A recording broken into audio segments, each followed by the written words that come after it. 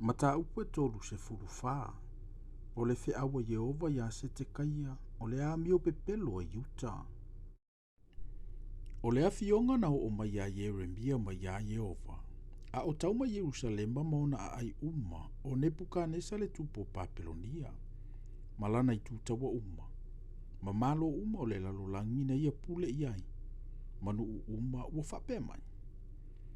O lo whape ona fetala i mai o Yehova, le atua o Israelu. Ina alu ia mawhai atu ia se te kaia le tupo Utah. Ia whape atu ia te ia. O lo whape ona fetala i mai o Yehova, whauta. O te tu ina atu le nei a ai le limo le tupo Papelonia. E susuru ina i fo ia i le afi. O oe fo e te le sao i lona lima, ai pu e alava oe.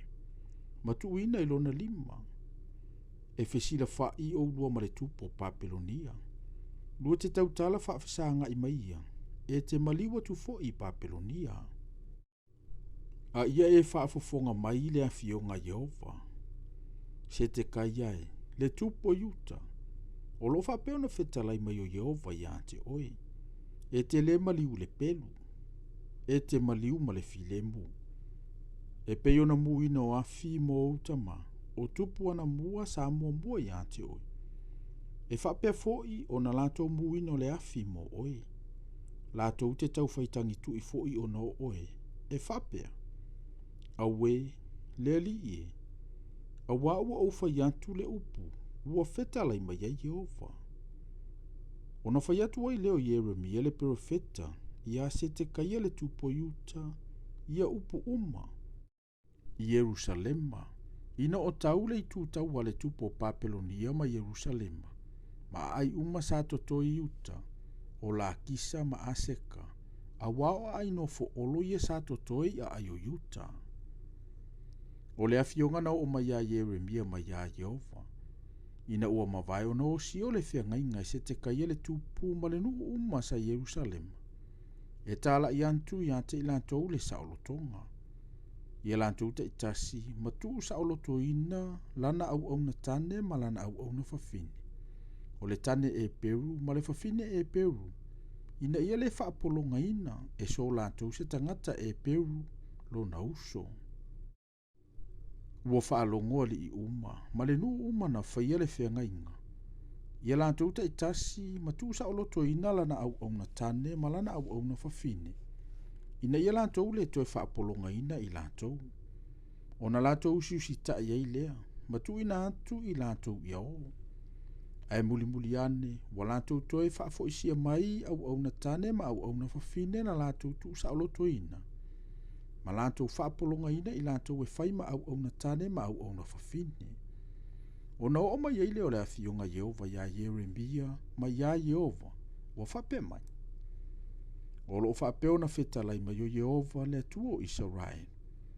O au lava, na uo sia le whenga inga mo o tauta mai le aso, na o au mai ai i lantou mai le nu o ai kupito.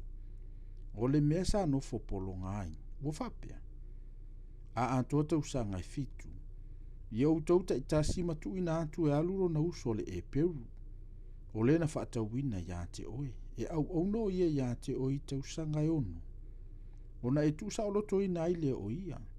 Ai le i whaalongo mai o tauta mai ia te au. E le i wai mai foi o la tauta linga. O outou foi, na outou li liu mai i ona ponei. Ma outou whaia le mea tonu i o luma.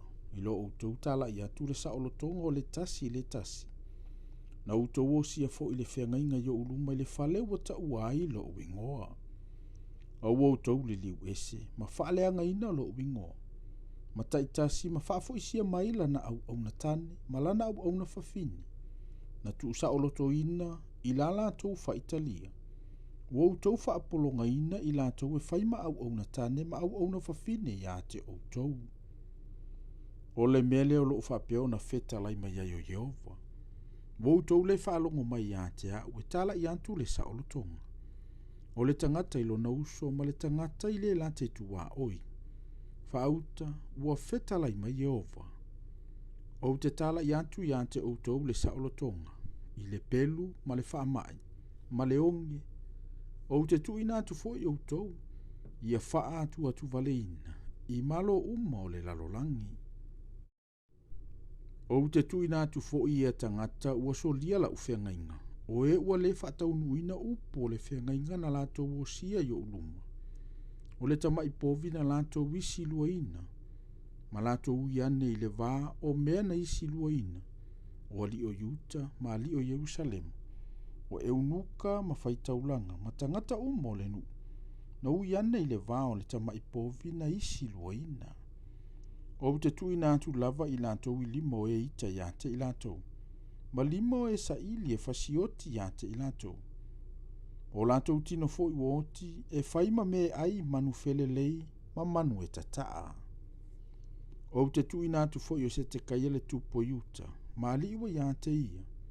I limo e ita ia te i lato. Ma limo e sa ili fasioti ia te i lato. Ma limo le itu tau ale tupo Papelonia.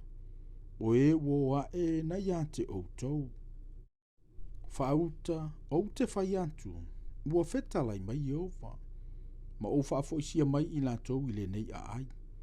Latou te si i le taua. Latou te a ea foi. Ma susunu ina i le afi. O te tuina atu foi o ai o Yuta. Ia whaatafuna ina. Ia le ai se no foai.